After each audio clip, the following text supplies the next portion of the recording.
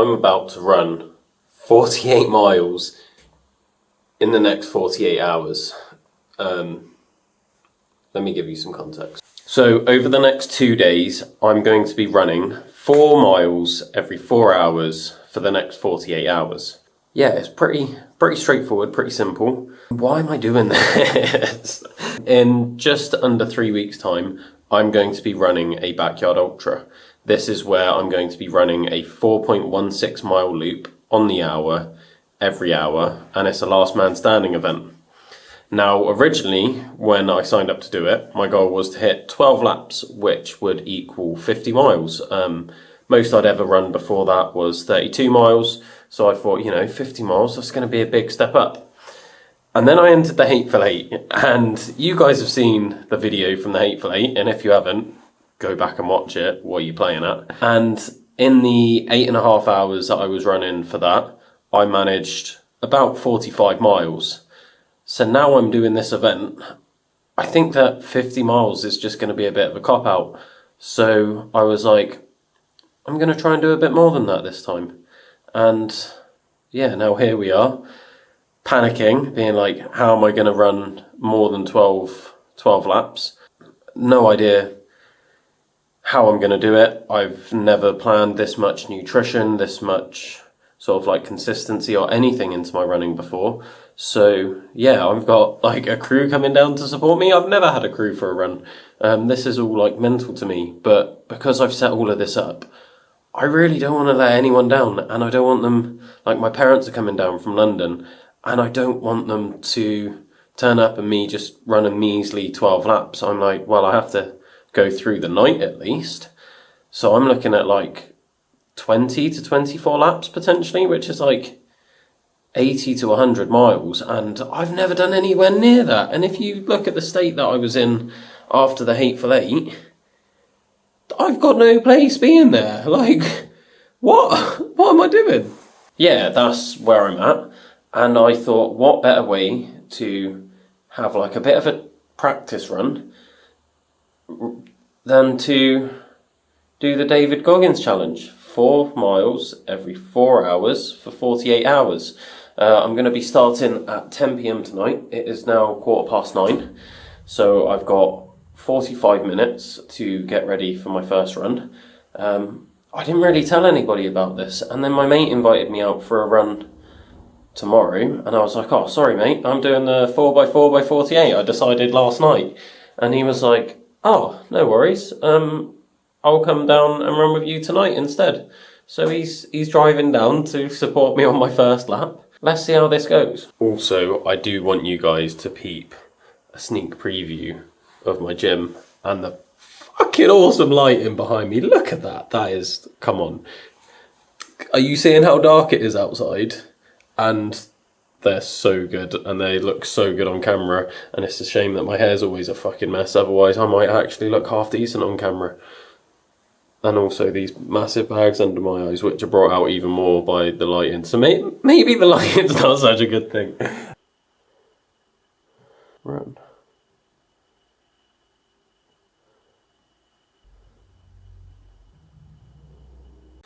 Now, I will say that there are a few rules with the official 4x4x48 that I'm not necessarily sticking to. Usually you'd have to run, like, as soon as it hits that 4th hour, you're out running. So, like, 10 a.m, I'm out running.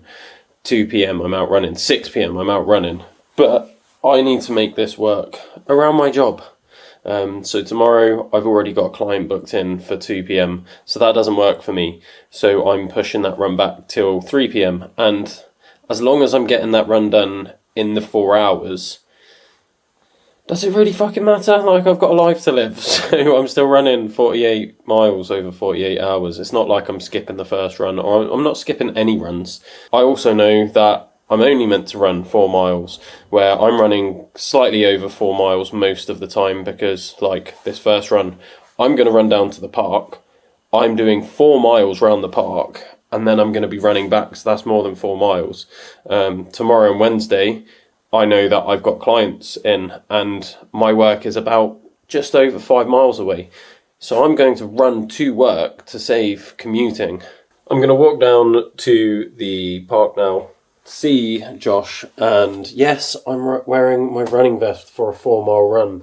And no, I'm not bringing anything with me. The only reason I'm wearing it is so I can bring the camera. Hey, hey! What's happening, Bat? You right? Yeah, I'm sound, man. What made you decide to join me for this run? Everyone needs a friend. Oh good, I've got a friend. That's the first. I need a run anyway, there's no better time to do it with someone else. Run number 1 done. Great to have Josh to come out and join me on my first run of the challenge. We spoke a lot about mental health and dealing with different mental health issues and having a community around you and doing activities that are going to help you through things like this. So this is what I promote and what I'm fundraising for. So if you guys want to donate, I'll put the donation link in my bio. But for now, I'm gonna go to bed and then get up just before 2 o'clock to go out for my next run. Oh, this is gonna suck tomorrow. Oh, it's run 2.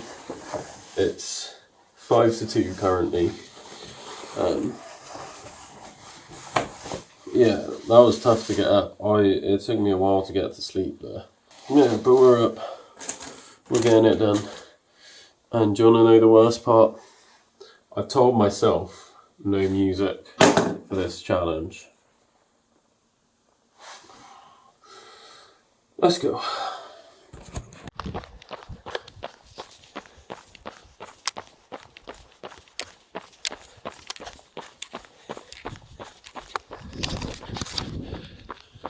Back to it, baby. Who thought that doing laps of the park would be the best route idea to try and keep up for this challenge? I'm maintaining roughly a sub 6 kilometre, so not a bad pace. I'd love to be able to do the whole challenge at this pace, to be honest. I'm not sure if I can see that happening or not. Oh, back out. I wasn't expecting it to be so bright at 6 AM.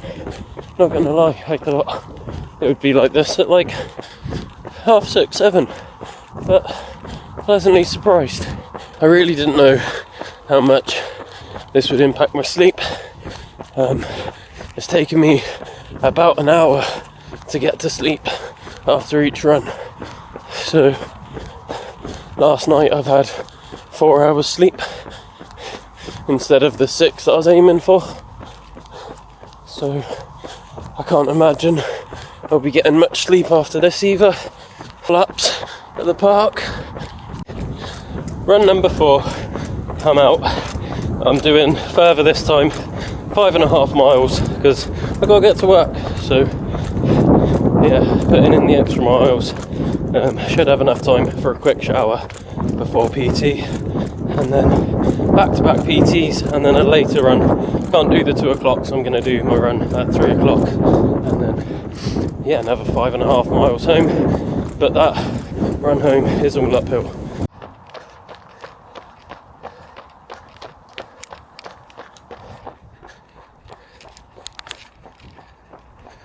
Run number 5. Again, another long one. 5.5 miles instead of the 4. Just gotta get home. I don't have the energy for it. My legs don't hurt. I've got a bit of chafing going on, but I can deal with that. My energy levels are too low for this challenge. They were low at the start, so I'm about to head out on run number 6, which will take me to the halfway mark. 12 runs total, and this is where it's meant to start getting hard again, because obviously, like, after I've done this 6 o'clock, then it's another 10 o'clock. That one shouldn't be too bad, but then it's the 2 o'clock for the second day in a row. Just not really, my head's not in it. I'm not going to take my camera with me this time.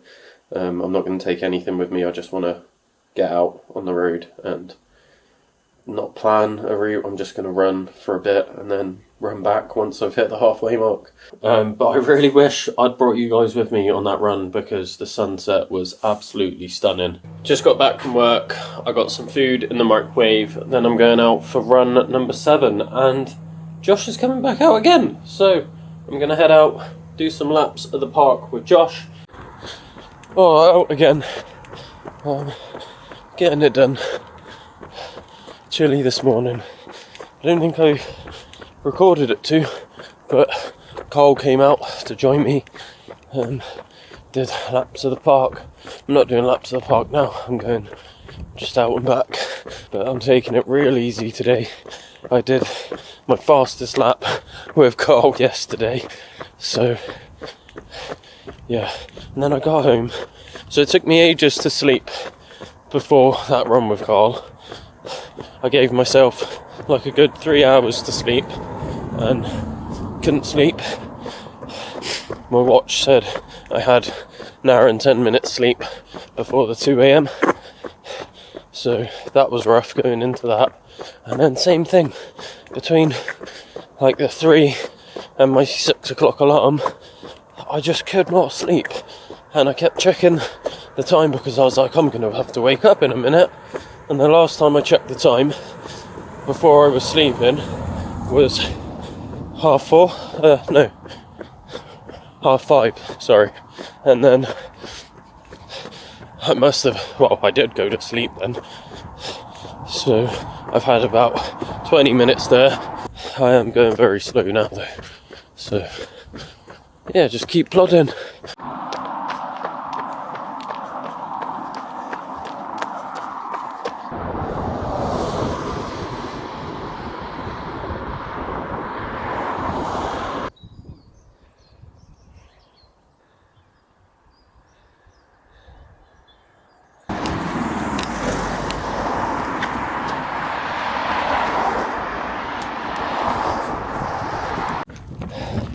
Oh my god, run number 10. This is starting to get rough now. My last run was super slow and really started to get quite painful, and I didn't have time to eat, so I haven't eaten yet. I had like a apple that I grabbed on my way out and some little snack bite things that I've been practicing for my backyard, but that was meant to be like one of my proper meal times. Legs are starting to fall off. I think my body starts falling apart at about 50k. That's always sort of been the point where I start to hurt, but gotta push through that if I'm going to be doing these longer events,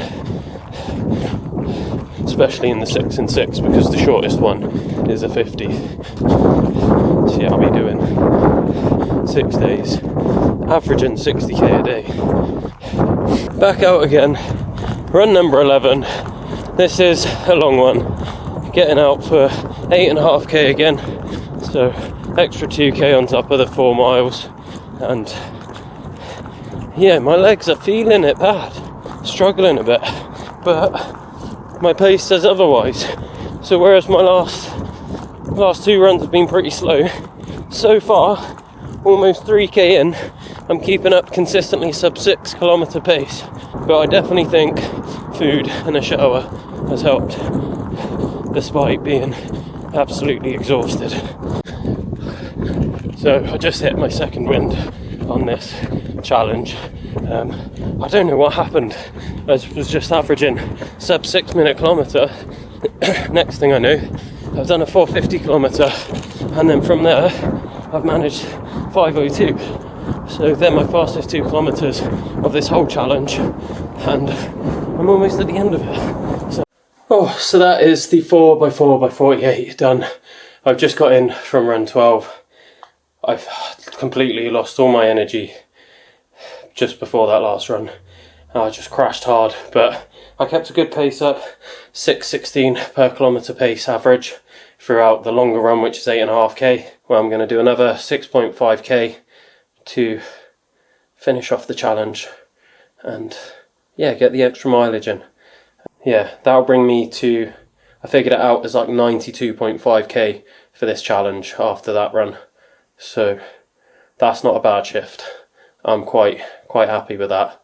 So I think there's 2 weeks of the 496 that I hit this mileage, and yeah, the Hateful Eight. So that's only 3 times I've hit this mileage in a week before. So that's not bad going at all. And the fact that my body's still holding a decent pace, which it hasn't on those other times, I'm pretty happy with. My training's going well. I've got weights testing next week, so I'm hoping this hasn't affected that too much, but we'll see. I'm not expecting to hit massive PRs in all my lifts, but I am expecting a couple of PRs. Yeah, let's see if we can maintain strength, stamina and speed all at the same time, because my speed's there hitting 5k PB the other day, first sub 25k. Yeah, I'm obviously keeping the stamina and the endurance up. My heart rate's lower doing these longer distances. My body's coping with longer distances better. So if I can maintain or improve my strength at the same time, then I'm doing something right with my training, and that gives me a lot of confidence as a coach. So we shall see. You thought it was over, but we're going to go out and do a victory lap. So I was thinking, because with all the extra mileage and this included that I've done, it does add up to 92.5k. So I was debating whether or not to hit 100k or not, but I don't think my body can take it. I'll be honest, I'm pretty tired. I want to get to bed.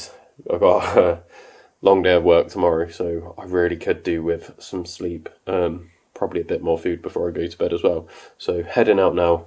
I'm not going to bring you guys with me. I just want to go without having to carry a bag. So thank you for following along the journey. I'm not going to record anything after this, but I'll see you in the next one, guys.